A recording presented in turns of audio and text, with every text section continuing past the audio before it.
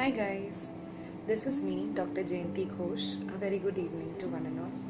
So, today I'm back here again to lay emphasis on my subject, that is pedodontics. So, I'm going to tell you that how to divide your MCQs and theories for the subject of pedodontics in a week. You must study your MCQs for at least 6 to 8 hours in a week.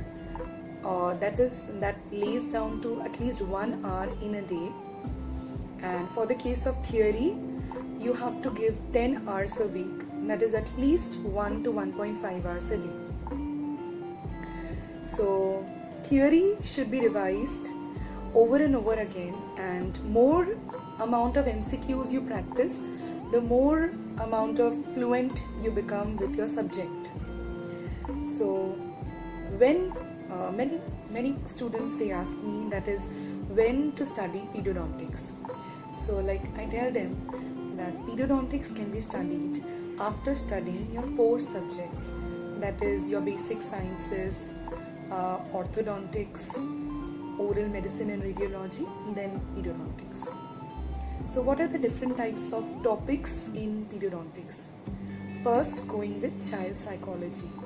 In case of child psychology, there are the various theories, such as you have the first one is Sigmund Freud's psychosexual or psychoanalytical theory, which is having that iceberg model.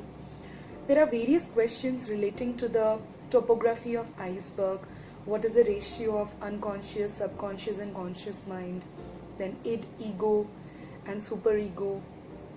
Then we come to the next next author.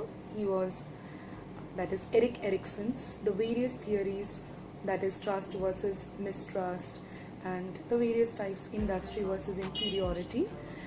You must be well versed with all the theories and their clinical significance in dental operatory, because they may be giving you various types of tricky questions,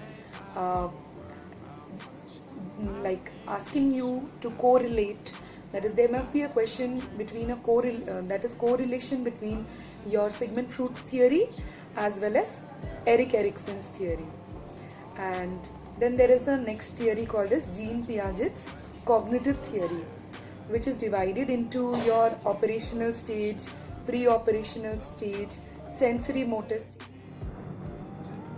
So like the another part comes to the development of dentition as well as occlusion, questions relating to that is Broadbent's phenomenon, incisal liability, leeway space, oral habits, the various type of diagnosis for mouth breathing, tongue thrusting, thumb sucking is very important. Miscellaneous includes the various kinds of reflexes, Moro reflex, your Galanter's reflex, and there are various kinds of syndromes, battered child syndrome. So the questions in NEET are basically case-based, fact-based, numerical-based, conceptual-based. And so I hope my video will be of a great help to you.